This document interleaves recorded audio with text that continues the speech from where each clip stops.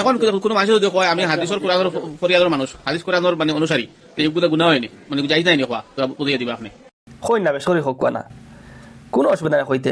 আচ্ছা, আপনারা লাগেন নেই যে আমরা কোরআন হাদিস তো ইয়া বাইবেল ফলো করি, আমরা কোরআন হাদিস তো ইয়া গীতারে ফলো করি, আমরা কোরআন হাদিস তো ইয়া জবুরডে ফলো করি। তখন যদি কোরআন হাদিসরে ফলো করা যদি আহলুল হাদিস হন, তে আমরা আহলুল হাদিস না এখানে আপনারা আলোক আহলুল হাদিস নাম দেওয়ার কারণ কি দা? আপনারা কোরআন হাদিসরে ফলো করতে ভালো জিনিস, আমরাও করি।